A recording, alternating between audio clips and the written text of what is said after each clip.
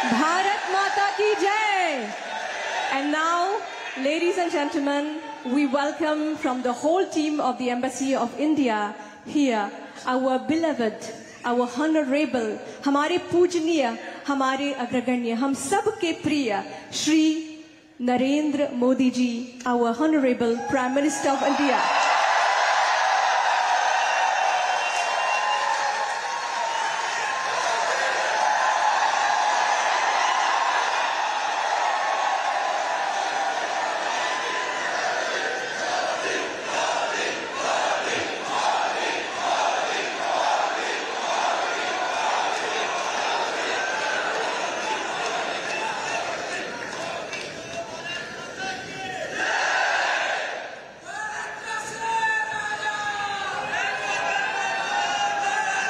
भारत माता की, भारत माता की नमस्कार, bonsoir, वणक्कम, सत श्री अकाल, केम जो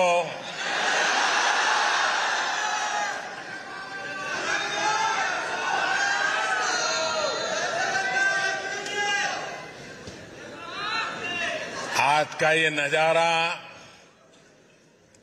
ये दृश्य अपने आप में अद्भुत है।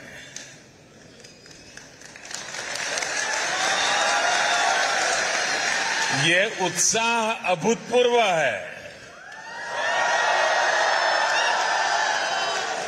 और ये स्नेह आत्मीयता की अविरत धारा है।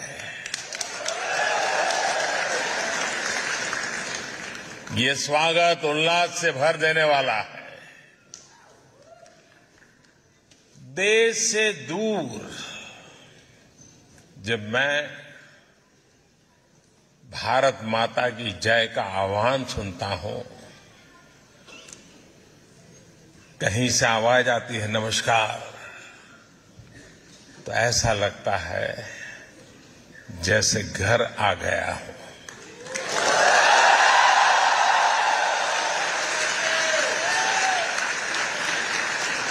और हम भारतीय जहां भी जाते हैं एक मिनी इंडिया जरूर बना लेते हैं।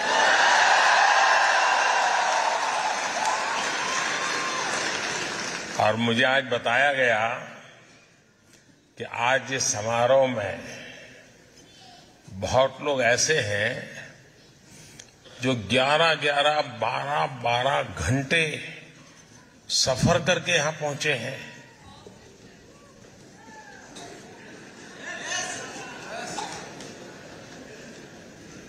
इससे बड़ा प्यार क्या हो सकता है जी?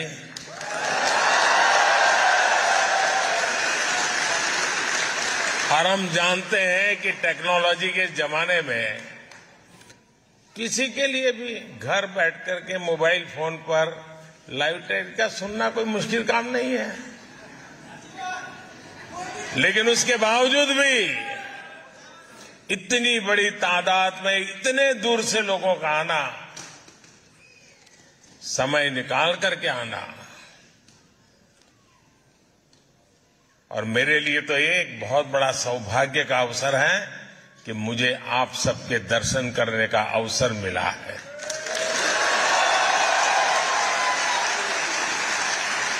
मैं आप सभी का यहां आने के लिए हृदय से बहुत बहुत आभार व्यक्त करता हूं।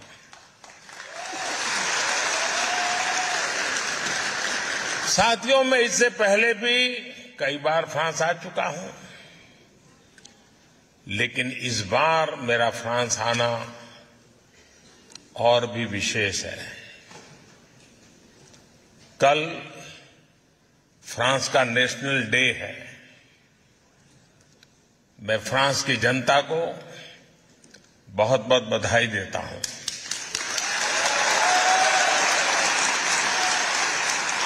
और इस महत्वपूर्ण अवसर पर मुझे आमंत्रित करने के लिए मैं फ्रांस के लोगों का हृदय से धन्यवाद करता हूं।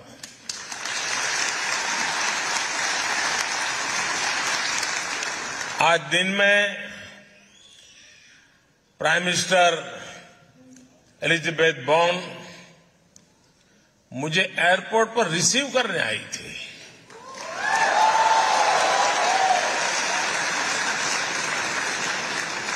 और कल मैं अपने मित्र प्रेसिडेंट मैक्रो के साथ नेशनल डे परेड का हिस्सा बनूंगा।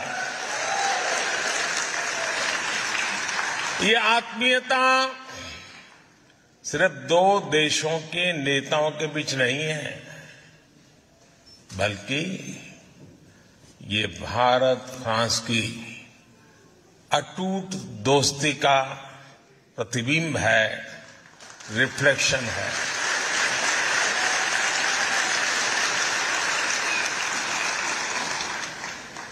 फ्रांस का नेशनल एंथम कहता है, मार्शो मार्शो, यानी लेटेस्ट मार्च, लेटेस्ट मार्च। हमारे यहां भी वैदिक काल से जो मंत्र हमें प्रेरणा देता रहा है वो है चरैवेति चरैवेति, यानी चलते रहिए, चलते रहिए, लेट्स मार्च, लेट्स मार्च। और यही भावना कल हमें नेशनल डे परेड में भी दिखाई देने वाली है। जल, थल, नभ में भारत की रक्षा करने वाली तीनों सेनाओं के जवान कल परेड में हिस्सा लेने वाले हैं।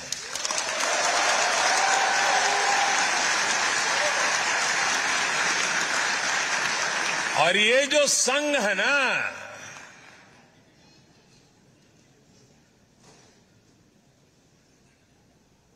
कुछ विशेष संघ है। संघ भी है, अलग अलग रंग भी है, और चारों तरफ उमंग भी है।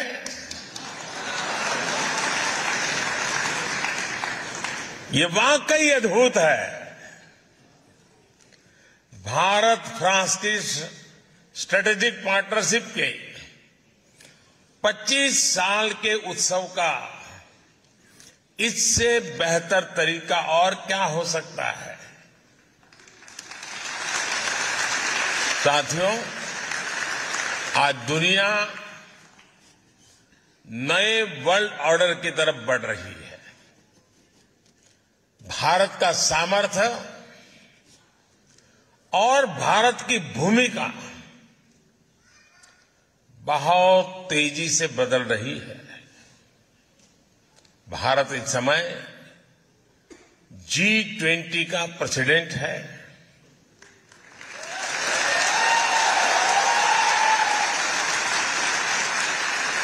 पहली बार किसी देश की प्रेसिडेंसी में ऐसा हो रहा है जब उस देश के कोने कोने में 200 से ज्यादा बैठकें हो रही है।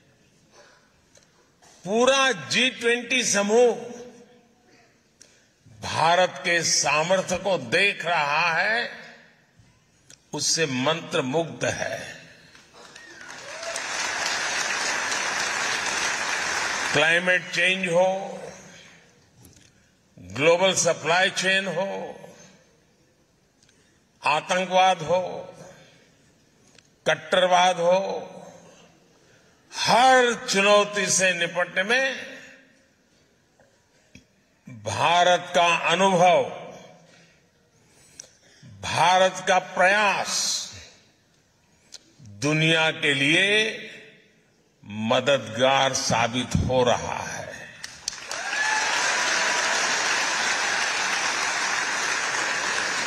भारत कहता है, एकम सत विप्रा बहुधा वदंती, यानी सत्य एक ही है, उसको व्यक्त करने के तरीके अलग अलग हो सकते हैं। भारत कहता है आत्मवत् सर्वभूतेषु, यानी जो करुणा, जो आत्मीयता हम अपने लिए दिखाते हैं, वही हमें दूसरों को भी दिखानी चाहिए। भारत कहता है संगच्छध्वम् संवदध्वम् संवो मनांसि जानता, यानी हम सब एक साथ चले, एक साथ बोले, हमारे मन एक हो। और भारत कहता है वसुधैव कुटुंबकम, यानी पूरा विश्व एक परिवार है। इसी भावना को लेकर हम एक बेहतर समाज, एक बेहतर निर्माण कर सकते हैं। इसी भावना के साथ भारत और फ्रांस 21वीं सदी की अनेक चुनौतियों से निपट रहे हैं। इसलिए इस अहम समय में फ्रांस भारत के बीच की स्ट्रेटेजिक पार्टनरशिप का महत्व और ज्यादा बढ़ गया है। और आप जानते हैं कि भारत फ्रांस की इस पार्टनरशिप को कौन लगातार मजबूत कर रहा है? कौन इसे मजबूत कर रहा है? कौन कर रहा है? कौन कर रहा है? कौन दोनों देशों के संबंधों को नया आयाम दे रहा है? आपका जवाब सही नहीं है। ये मोदी नहीं कर रहा है।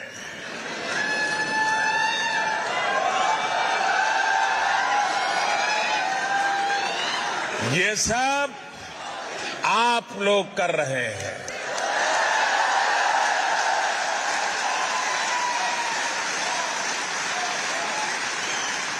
हमारा पीपल टू पीपल कनेक्ट दोनों देशों को लोगों के बीच आपसी विश्वास इस साझेदारी का सबसे मजबूत आधार है। यहां नमस्ते फ्रांस फेस्टिवल होता है तो भारत में लोग बॉन्सो इंडिया का आनंद उठाते हैं। हम दोनों देशों की हेरिटेज हो या हिस्ट्री, आर्ट हो या एस्थेटिक्स, क्राफ्ट हो या क्रिएटिविटी, कुजीन हो या कल्चर, फैशन हो या फिल्म, ये सब हमें जोड़ते हैं। ये सब हमें साथ लाते हैं। फ्रांस के फुटबॉलर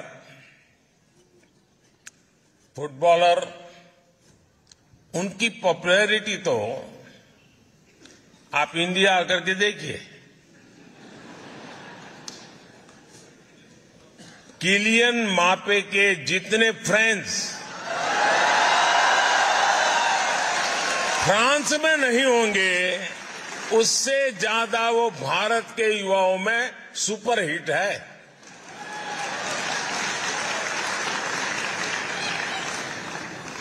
साथियों, मेरा खुद का व्यक्तिगत रूप से फ्रांस के प्रति लगाव बहुत पुराना रहा है और मैं उसे कभी भूल नहीं सकता। करीब करीब 40 साल पहले गुजरात में अहमदाबाद में फ्रांस के एक कल्चरल सेंटर अलायंस फ्रांस की शुरुआत हुई थी और भारत में फ्रांस के उस कल्चरल सेंटर का पहला मेंबर आज आपसे बात कर रहा है।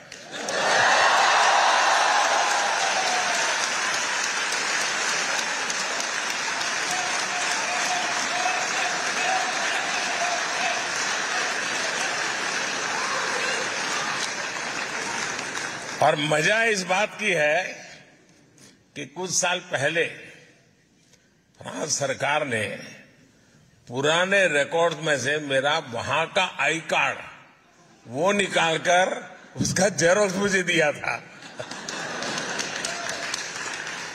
और वो उपहार मेरे लिए आज भी अनमोल है। साथियों, भारत और फ्रांस के ऐतिहासिक रिश्तों पर कहने के लिए मेरे पास इतना कुछ है, बहुत लंबा समय निकल जाएगा। फिर आपका क्या होगा?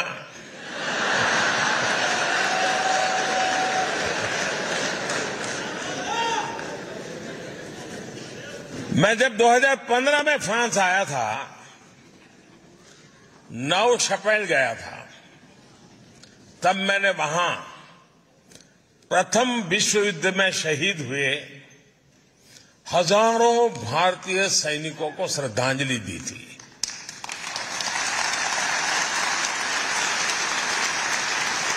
सौ साल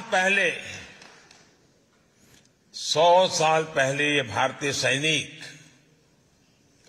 फ्रांस के गौरव की रक्षा करते हुए, अपना कर्तव्य निभाते हुए फ्रांस की धरती पर शहीद हुए थे।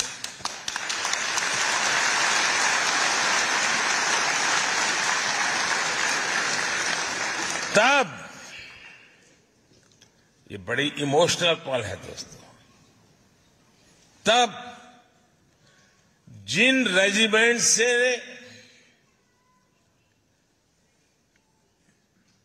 उन जवानों ने, उस रेजिमेंट के जवानों ने यहां युद्ध में हिस्सा लिया, उन्हीं में से एक पंजाब रेजिमेंट कल यहां नेशनल डे परेड में हिस्सा लेने जा रहे हैं।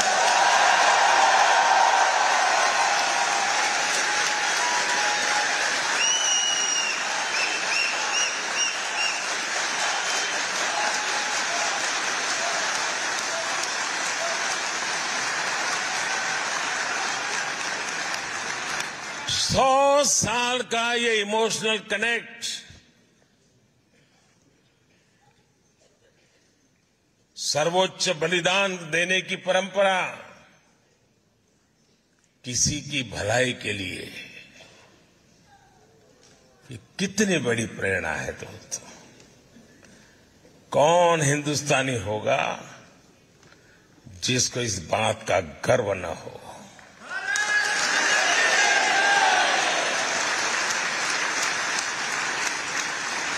उस समय निभाए गए कर्तव्य को, समर्पण को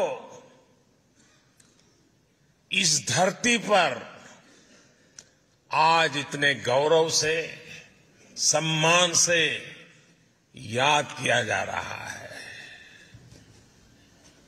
थैंक यू फ्रांस।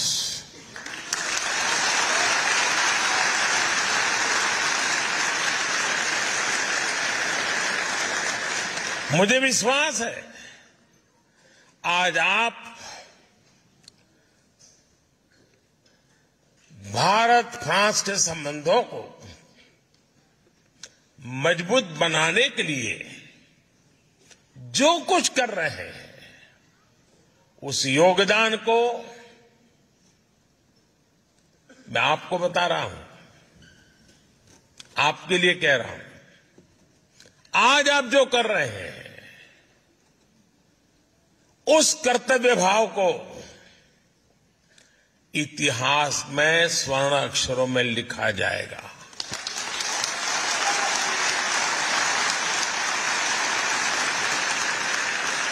साथियों, फ्रांस का गौरवगान करते हुए महात्मा गांधी ने कहा था, लिबर्टी, इक्वालिटी एंड फ्रेटर्निटी। दुनिया को इन 3 शब्दों की शक्ति समझाने वाला देश फ्रांस है। ये महात्मा गांधी ने कहा था। जिस समय विश्व के अधिकांश देश भारत को सिर्फ आधिपत्य जमाने की दृष्टि से देखते थे, तब नोबेल पुरस्कार विजेता रोमा रोला ने कहा था, India is the mother of our civilisation.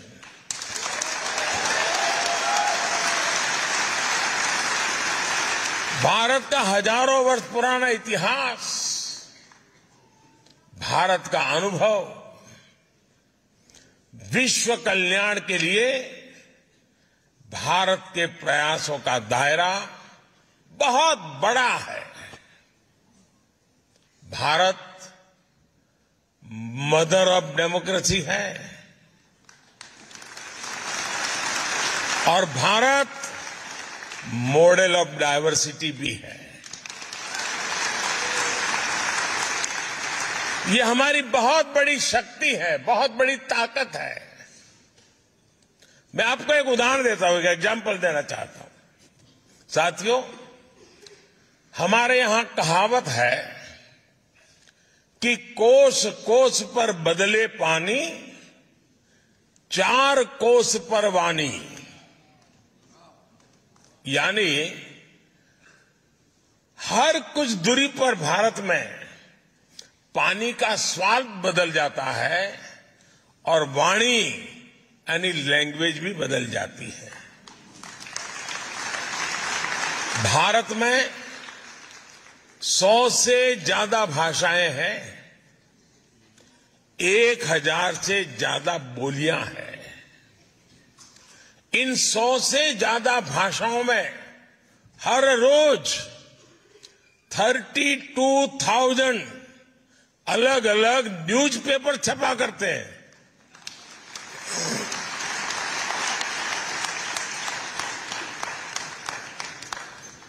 इन 100 से ज्यादा भाषाओं में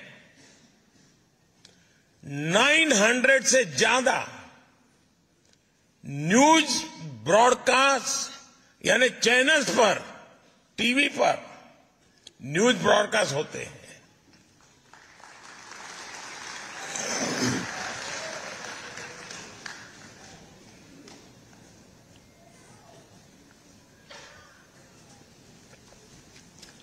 इन 100 से ज्यादा भाषाओं में करीब करीब 400 रेडियो चैनल्स ब्रॉडकास्ट होते हैं।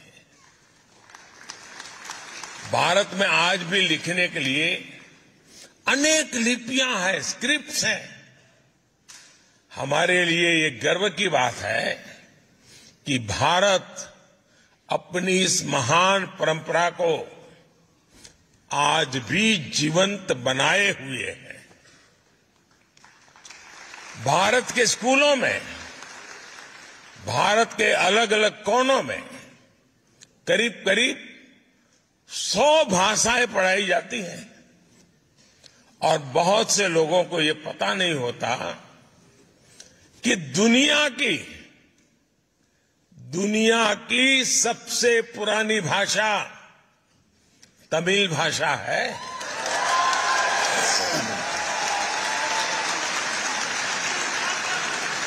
और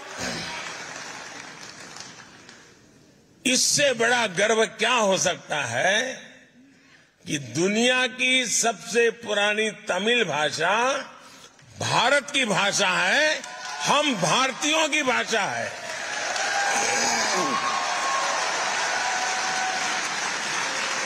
और साथियों, भारतीय भाषाओं की इस डायवर्सिटी का आनंद अब दुनिया भी ले रही है। कुछ दिन पहले आपने देखा होगा टेनिस लीजेंड रॉजर फेडरर को विंबलडन ने थलाइवा कहा था।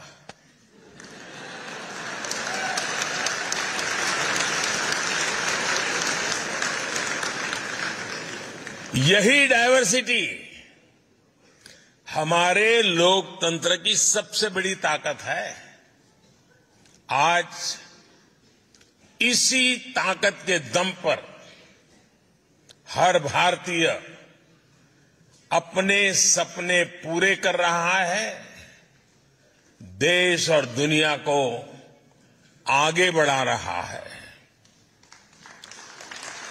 आज कौन ये सुनकर गर्व से नहीं भर जाएगा कि भारत 10 साल में दुनिया की 10वीं से 5वीं बड़ी इकोनॉमी बन गया।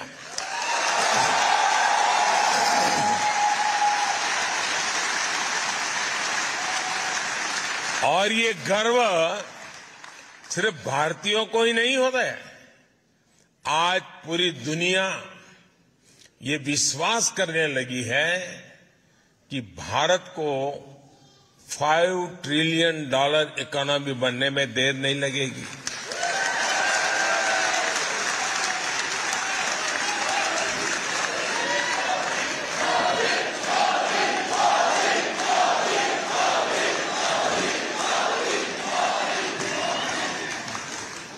आपने हाल में आई यूएन की एक रिपोर्ट भी जरूर देखी होगी। उस रिपोर्ट में यूएन कहता है सिर्फ 10-15 साल के भीतर ही भारत ने 415 मिलियन यानी लगभग 42 करोड़ देशवासियों को 42 करोड़ देशवासियों को गरीबी रेखा से बाहर निकाला है।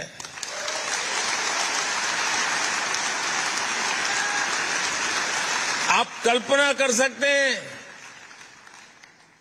415 मिलियन 415 मिलियन यानी ये पूरे यूरोप की पॉपुलेशन से भी ज्यादा है।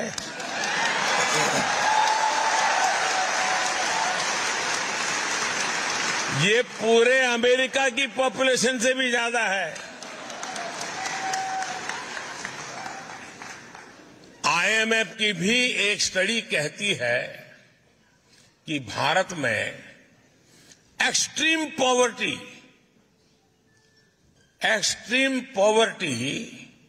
अब खत्म होने के कगार पर है।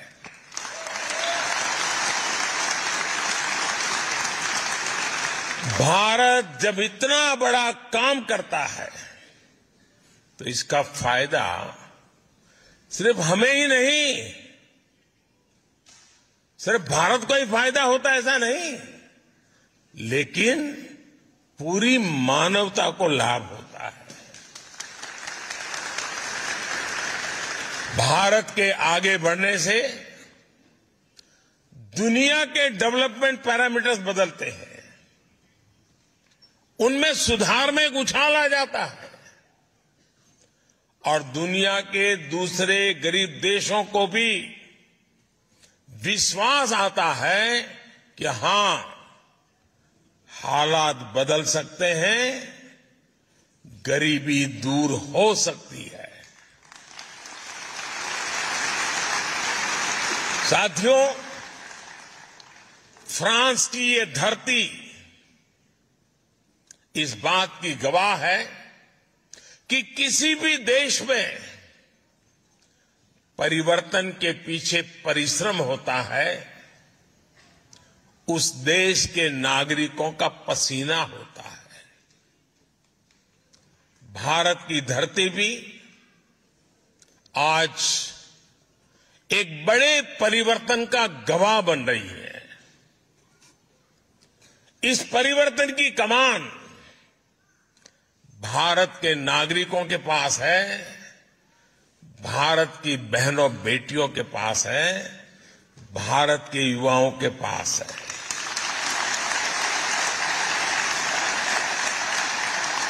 आज पूरा विश्व भारत के प्रति नई उम्मीद, नई आशा से भरा हुआ है। ये आशा, ये उम्मीद ठोस नतीजों में बदल रही है और इसकी एक महत्वपूर्ण ताकत है भारत का ह्यूमन रिसोर्स।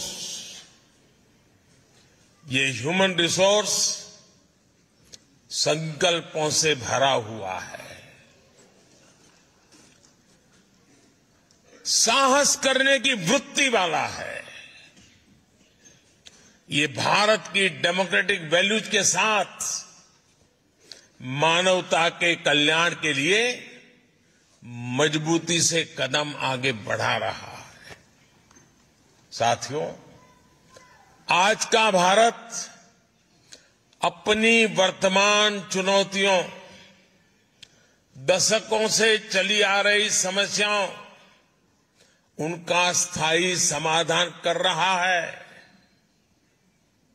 भारत ठान के बैठा है कि ना कोई अपॉर्चुनिटी गंवाएंगे और ना ही एक पल का समय गंवाएंगे।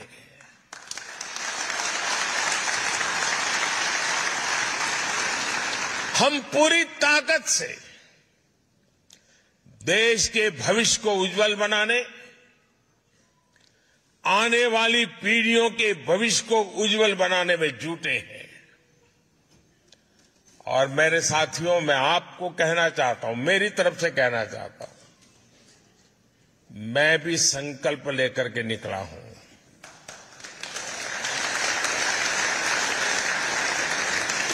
शरीर का कण कण और समय का पल पल सिर्फ और सिर्फ आप लोगों के लिए है, देशवासियों के लिए।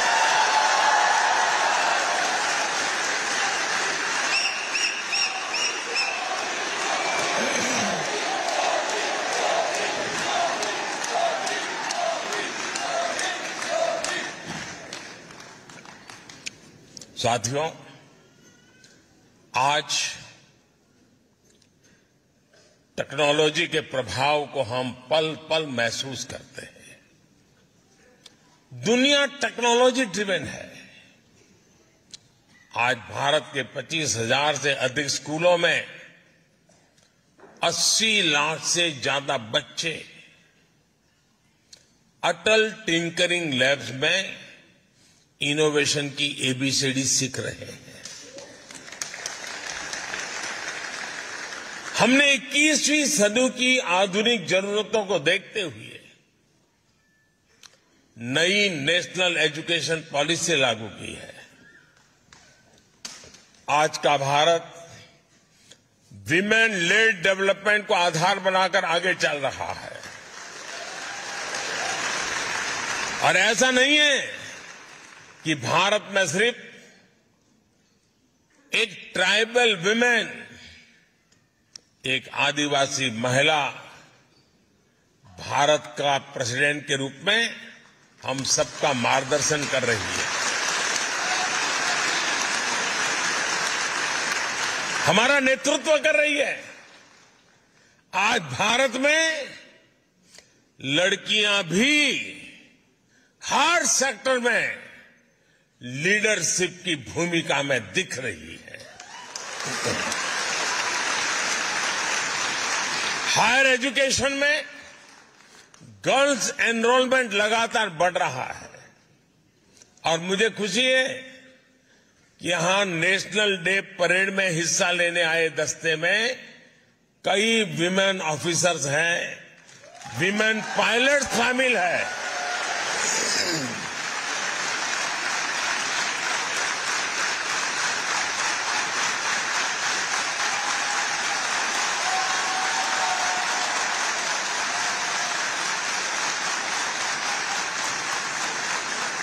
साथियों, 21वीं सदी की दुनिया टेक्नोलॉजी और टैलेंट के दम पर ही आगे बढ़ेगी।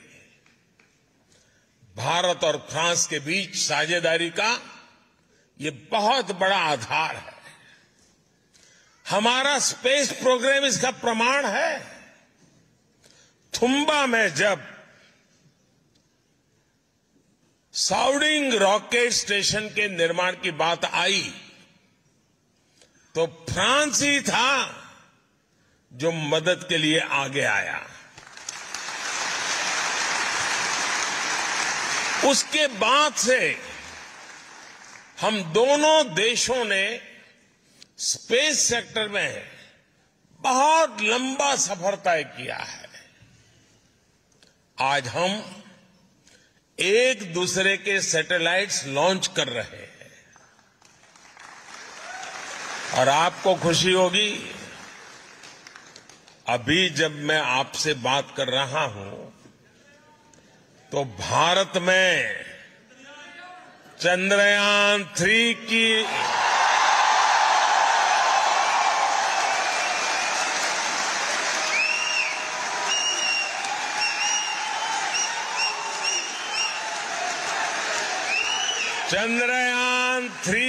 लॉन्चिंग के लिए रिवर्स काउंटिंग की गूंज सुनाई दे रही है। कुछ ही घंटों बाद भारत के श्रीहरिकोटा से ये ऐतिहासिक लॉन्च होने जा रहा है। साथियों, स्पेस की तरह ही ऐसे अनेक सेक्टर्स हैं जिसमें भारत और फ्रांस की पार्टनरशिप दुनिया को नई दिशा देने में मदद कर सकती है। इंटरनेशनल सोलर अलायंस दुनिया को बहुत कुछ देने का सामर्थ्य रखता है। अब ऐसी पार्टनरशिप हम clean energy, critical and strategic technologies, clean transportation, electronics and communications, circular economy, health and nutrition, ऐसे कई सेक्टर में, हर सेक्टर में सशक्त करने का काम साथ मिलकर कर रहे हैं। बहुत कम लोगों को पता होगा, भारत और फ्रांस मिलकर बहुत लंबे समय से आर्कियोलॉजिकल मिशन पर भी काम कर रहे हैं और इसका विस्तार चंडीगढ़ से लेकर लद्दाख तक फैला हुआ है। साथियों, भारत फ्रांस पार्टनरशिप को मजबूत करने वाला एक और सेक्टर है डिजिटल इंफ्रास्ट्रक्चर। ये इंडस्ट्री 4.0 उसका भी बहुत बड़ा आधार है। आज दुनिया का, और आपको जरूर गर्व होगा ये सुन करके, आज दुनिया का 46% real time digital transaction Bharat में होता है।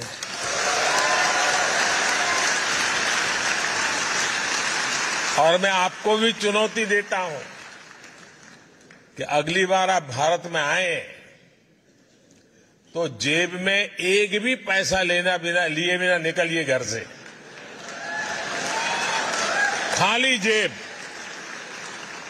सिर्फ मोबाइल फोन पर यूपीआई ऐप को डाउनलोड करके रख लीजिए। आप पूरा हिंदुस्तान घूम करके आएंगे, एक नए पैसे कैश की जरूरत के बिना आप अपना गुजारा कर सकते हैं।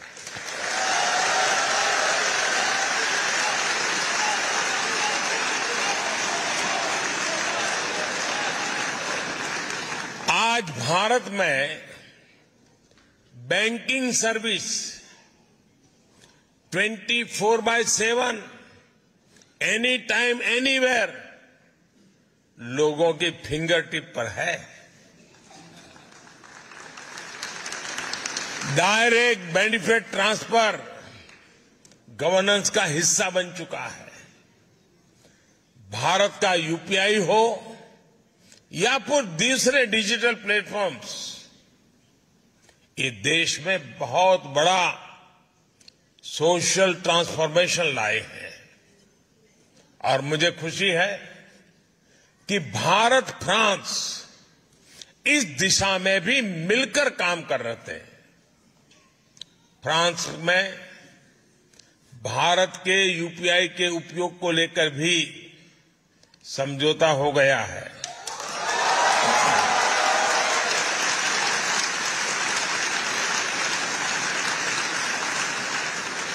अब मैं तो समझौता करके चला जाऊंगा, आगे बढ़ाने का काम आपका है।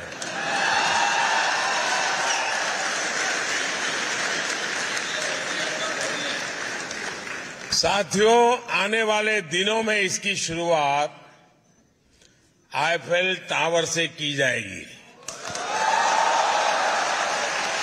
यानी अब भारतीय टूरिस्ट मोबाइल ऐप के जरिए आईफेल टावर में रुपये में भुगतान कर पाएगा।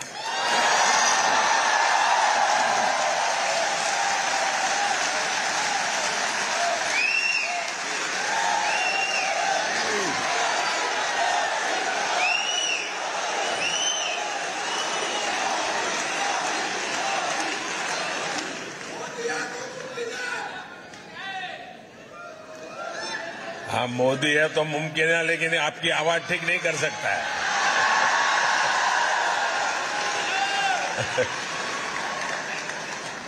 साथियों, अब से कुछ देर बाद यहां, अरे कुछ हफ्ते महीने लग सकते हैं, यहां सरजी प्रीफेक्चर में भारत के महान संत तिरुवल्लुवर जी की प्रतिमा स्थापित की जा रही है।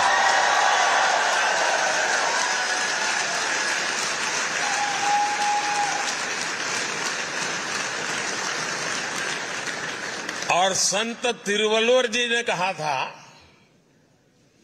इंद्रू पौड़ुदिन पेरित उवक्कुम तन मगैने चांड्रोन एनकेट ताय।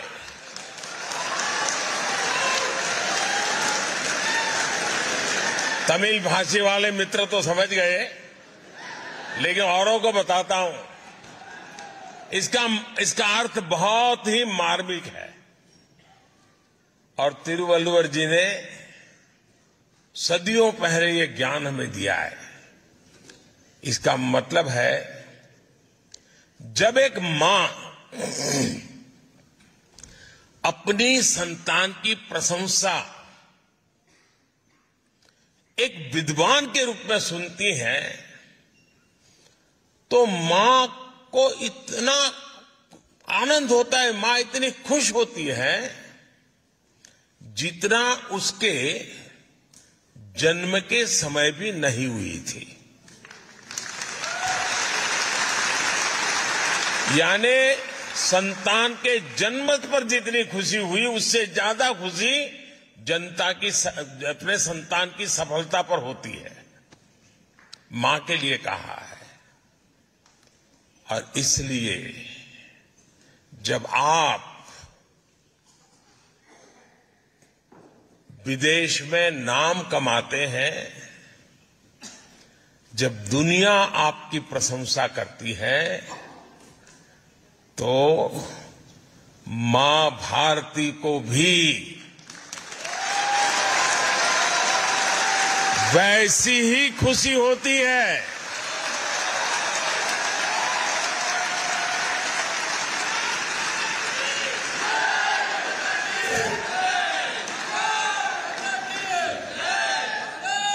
विदेशी धरती पर मां भारती को अपने हृदय में रखने वाली मां भारती के हर संतान को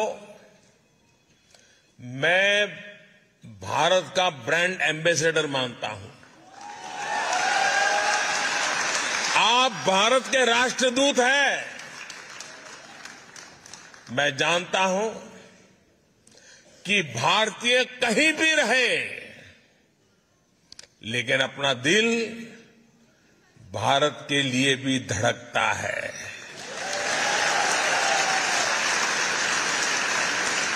मैं अभी स्पेस की चर्चा कर रहा था और चिल्ला रहे थे आप लोग, चंद्रयान चंद्रयान चंद्रयान। मतलब आप है यहां, लेकिन दिल आपका चंद्रयान में लगा हुआ है।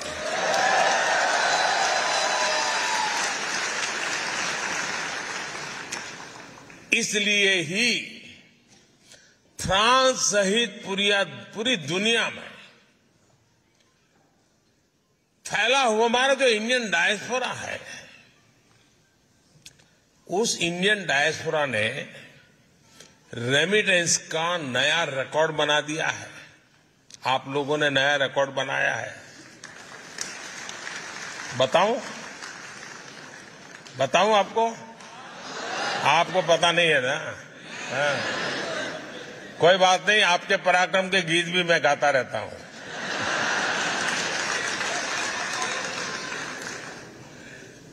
भारत दुनिया का पहला देश है जहां विदेश में रहने वाले भारतीय डायस्पोरा के माध्यम से एनुअल रेमिटेंस $100 बिलियन को पार कर चुकी है।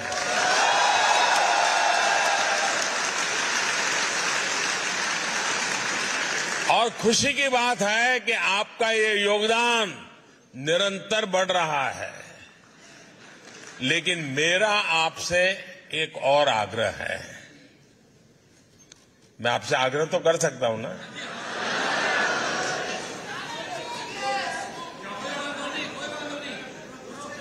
यार, कहने में क्या जाता है? मोदी थोड़ा पूछने के लिए आने वाला है। मेरा आपसे आग्रह है, आपको अब भारत में निवेश के लिए भी पूरे उत्साह से आगे आना होगा। भारत अब अगले 25 वर्षों में विकसित होने के लक्ष्य पर काम कर रहा है। इसमें आपकी भूमिका भी बड़ी है।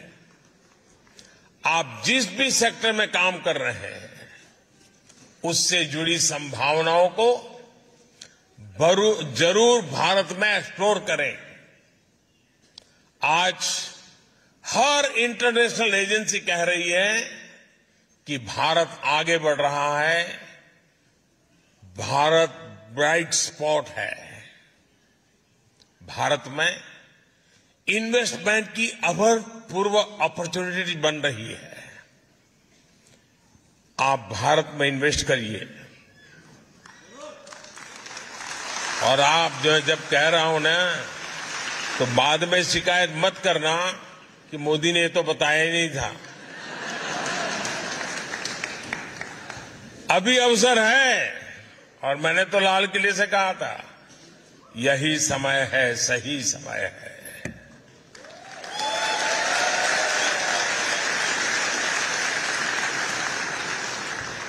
और जो पल जल्दी पहुंचेगा वो ज्यादा लाभ उठाएगा, जो देर से आएगा वो इंतजार करेगा। अब मौका लेना, कितना जल्दी लेना है, आप पर मैं छोड़ देता हूं। साथियों, इसलिए आइए और भारत में निवेश करिए। भारत सरकार विदेशों में बसे या काम कर रहे भारतीयों की सुविधा और सुरक्षा, इसके लिए भी पूरी तरह कमिटेड है। जंग का मैदान हो या फिर प्राकृतिक आपदा, भारत अपने नागरिकों को संकट में देखकर सबसे पहले एक्शन में आता है। यूक्रेन हो या सूडान, यमन हो या अफगानिस्तान, इराक हो या नेपाल, हमने भारतीयों की सुरक्षा के लिए पूरी ताकत लगाई है। विदेश में रह रहा हर भारतीय हमारे लिए उतनी ही प्राथमिकता है जितना हिंदुस्तान में रहने वाला मेरा देशवासी है।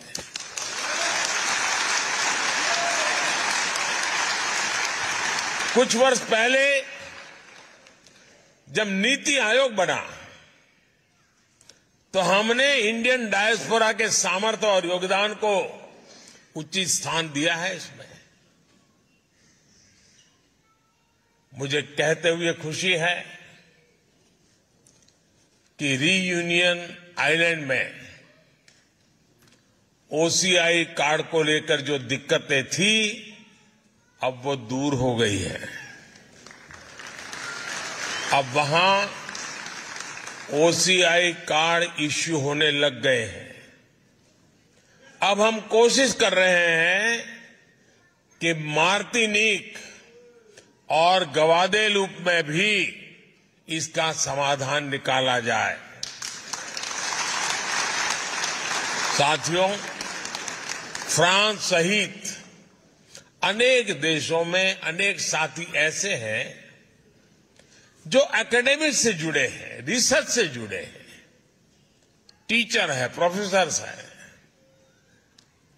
मैं जब विदेश में ऐसे एकेडमिशियंस और प्रोफेशनल से मिलता हूं तो वो भी अक्सर कहते हैं कि उनके पास जो अनुभव है, ज्ञान है, एक्सपीरियंस है, उसे भारत के साथ कैसे जोड़ सकते हैं।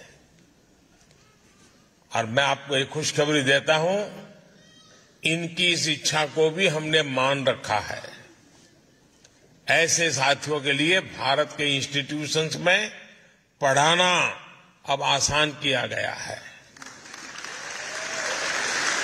पिछली बार जब मैं फ्रांस आया था तब तय हुआ था कि फ्रांस में पढ़ने वाले भारतीय स्टूडेंट्स को 2 साल का पोस्ट स्टडी वर्क वीजा दिया जाएगा।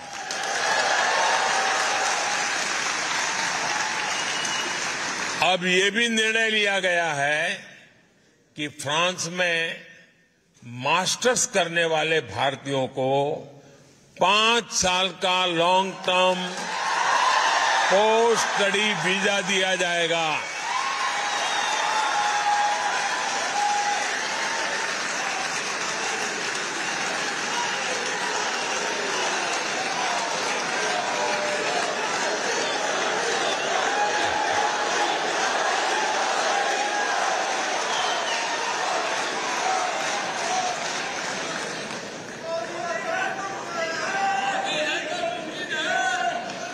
भारत सरकार ने फ्रांस सरकार की मदद से मार्से में नया कॉन्सुलेट खोलने का भी फैसला किया है। इससे भी आप सभी की सुविधा और बढ़ेगी। साथियों, मेरा फ्रांस के अपने दोस्तों से, यहां के नागरिकों से एक और आग्रह भी है। भारत इतना विशाल है, इतनी विविधताओं से भरा है कि हम भारतवासियों के लिए भी इसे पूरी तरह से देखने समझने के लिए एक जन्म कम पड़ जाता है। ऐसे विशाल भारत को देखने के लिए आज दुनिया उत्सुक है। आपको अपने इंटरेस्ट का कुछ न कुछ भारत में अवश्य मिलेगा। भारत में टूरिज्म का विस्तार साइट सीइंग से कहीं ज्यादा है। आप भारत की डायवर्सिटी देखेंगे तो भारत के दीवाने हो जाएंगे। हिमालय की ऊंची ऊंची पहाड़ियों से लेकर घने जंगलों तक, तपते रेगिस्तान से लेकर खूबसूरत समुद्र तटों तक, एडवेंचर स्पोर्ट से लेकर ध्यान और योग उसके केंद्रों तक, भारत के पास हर किसी के लिए कुछ न कुछ देने के लिए है।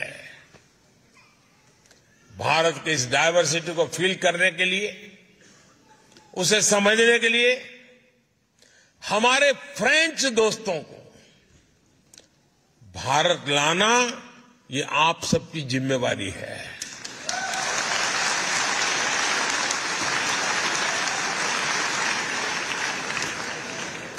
आप जितनी ज्यादा मदद उनकी करोगे वो ज्यादा आएंगे।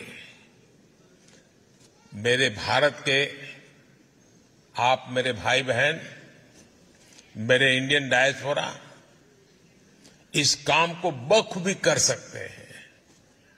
जिस तरह मोबाइल में या कंप्यूटर में एक्सेस कोड या पासवर्ड डालने के बाद एक नई दुनिया खुल जाती है, वैसे ही इंडियन डायस्पोरा भारत का एक्सेस कोड है, पासवर्ड है।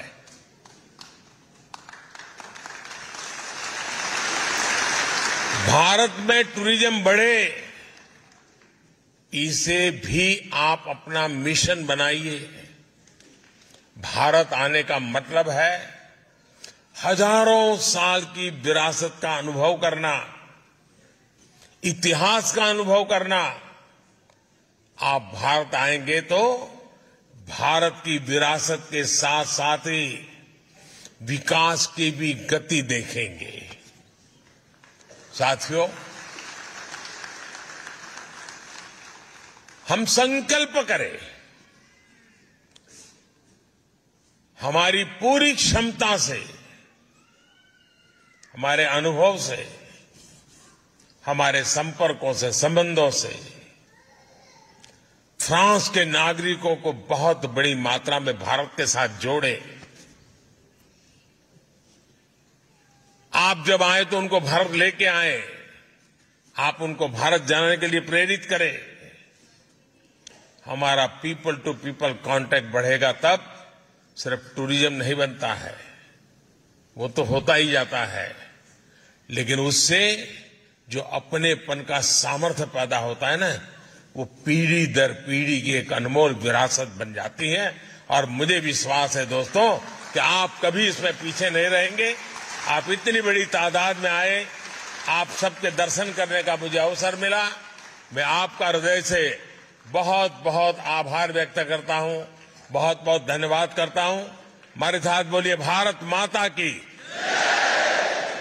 भारत माता की, भारत माता की। धन्यवाद।